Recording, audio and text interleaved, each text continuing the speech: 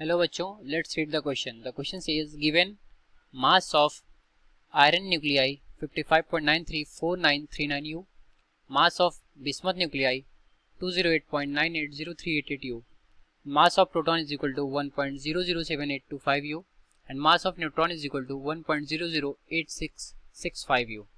Then binding energy per nucleon of iron and bismuth are respectively.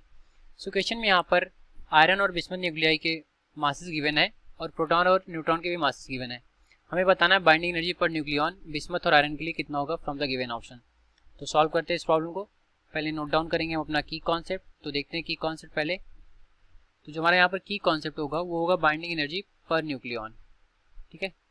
तो binding energy per nucleon जो होता है ये रेशियो होता है बाइंडिंग एनर्जी का एटॉमिक मास नंबर से. इसको EBN से डिनोट करते हैं. तो EBN इज इक्वल टू होता है EB बाई A. ठीक है.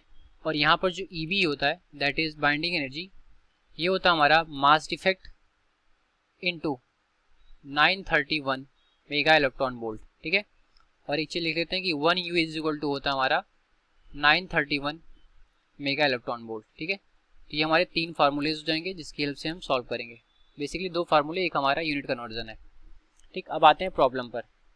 तो प्रॉब्लम में पहले यहाँ पर हमें लिखा है आयरन और बिस्मथ एटम. तो इनके लिए नंबर ऑफ न्यूक्लियॉन्स की संख्या निकाल लेते हैं. तो पहले आयरन के लिए लिखेंगे तो 56 Fe 26. इसमें देख रहे हैं कि Z की वैल्यू 26 है और A की वैल्यू 56 है. तो A इज इक्वल टू हो गया हमारा 56 और Z इज इक्वल टू हो गया, ये हमारा प्रोटॉन नंबर के बराबर होता है दैट इज इक्वल टू 26. तो नंबर ऑफ न्यूट्रॉन कितने हो जाएंगे N is equal to A minus P. तो 56 माइनस 26 करेंगे तो यहाँ से निकल जाएगा 30. ठीक है. ये हो गया आयरन के लिए. अब आयरन के लिए हम मास डिफेक्ट निकालेंगे.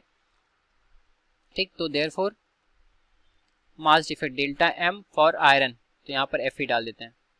ये हो जाएगा हमारा number of proton that is P into mass of proton plus number of neutron into mass of neutron.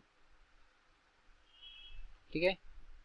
ये हो गया हमारा sum minus of mass of iron nucleus. ठीक है. अभी इसमें वैल्यूज को डालते हैं.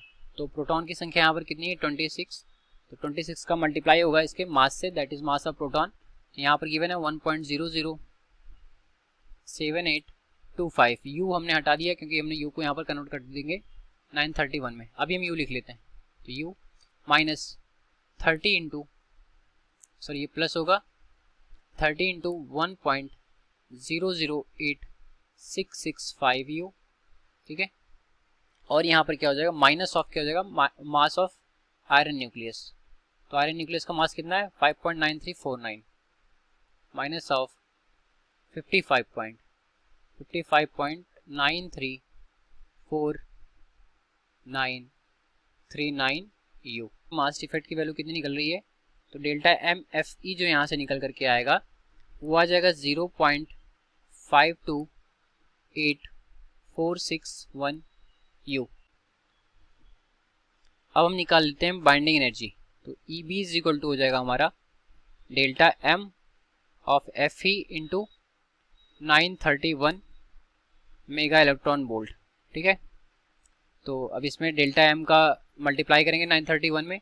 तो डेल्टा M का जो मल्टीप्लाई होगा उसको लिखेंगे हम 0.528461 का मल्टीप्लाई होगा 931 में. तो ये वैल्यू जो यहाँ से निकल करके आएगी वो आ जाएगी हमारी 491.99. ठीक है. 9972. ये हो गया किसमें हमारा मेगा इलेक्ट्रॉन वोल्ट में. ये हो गया हमारा EB.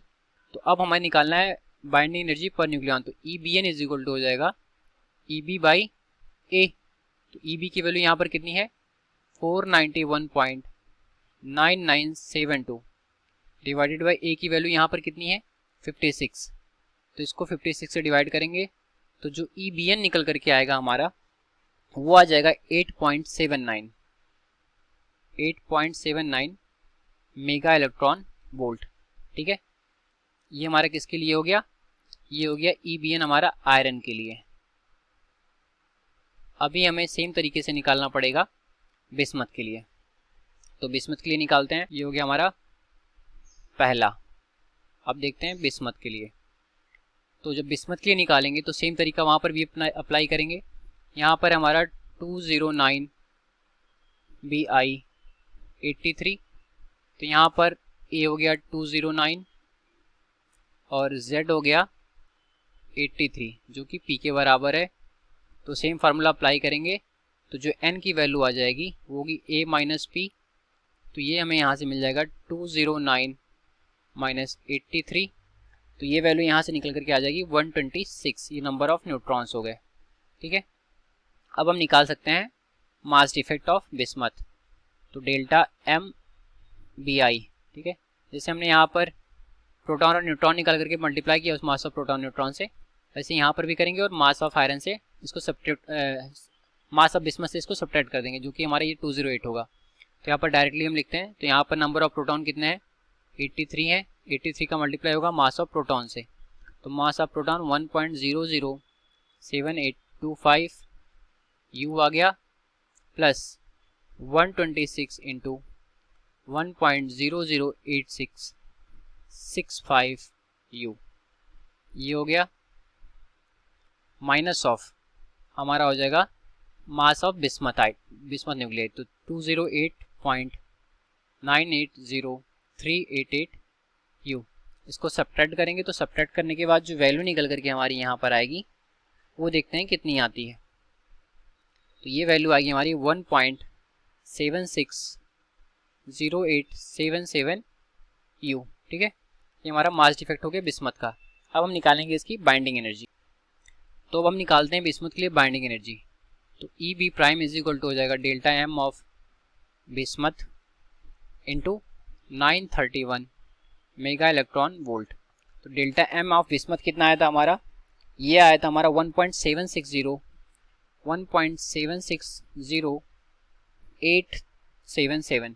ठीक है, और इसका मल्टीप्लाई होगा 931 से, तो जो वैल्यू यहाँ से निकल करके आ जाएगी वो आ जाएगी 1639.3765 मेगा इलेक्ट्रॉन वोल्ट। ये हो गया हमारा E B prime, that is binding energy for bismuth. अब बाइंडिंग एनर्जी पर न्यूक्लियॉन निकालते हैं बिस्मथ के लिए। तो E B N prime is equal to हो जाएगा 1639.3765 और डिवाइड हो जाएगा हमारा ये इसके एटॉमिक मास से, दैट इज 209। तो ये सॉल्व होकर के हमें यहाँ से देगा 7.8439 मेगा इलेक्ट्रॉन वोल्ट। ठीक है, तो आते हैं अपने एक बार फिर से पिछले स्लाइड पे चलते हैं। तो यहाँ हम देख रहे हैं कि हमने जो जो वैल्यूज़ निकाली वो क्या क्या आई। हमें पहले तो क्वेश्चन में बोल रखा था बताने के लिए कि बाइंडिंग एनर्जी पर न्यूक्लियॉन आयरन और बिस्मथ के लिए क्या होगा। तो आयरन के लिए हमने निकाला 8.79 मेगा इलेक्ट्रॉन वोल्ट, और वहीं पर हमने जो बिस्मथ के लिए निकाला वो क्या आया था उसको एक बार देख लें। तो ये आया हमारा 7.8439 मेगा इलेक्ट्रॉन वोल्ट। तो अब आते हैं अपने ऑप्शन पे और इसको मैच करते हैं। तो ऑप्शन नंबर जो ए है वो बोला है कि आयरन के लिए 8.790 और बिस्मथ के लिए 7.848। तो जो ऑप्शन नंबर ए में हमारा 8.790 है आयरन के लिए, वो हमारे इससे मैच हो रहा है और कहीं पर भी ये डेटा नहीं गिवन है। तो ये वाला ऑप्शन हमारा करेक्ट होगा। और दूसरा वाला भी देखें, दैट इज बिस्मथ, तो ये भी हमारा अप्रॉक्सीमेटली मैच हो रहा है। तो ऑप्शन ए हमारा करेक्ट होगा। तो यहाँ पर हम लिख लेंगे hence option A is correct. तो ये रहा हमारे इस क्वेश्चन का correct solution. I hope you understood well. Thank you.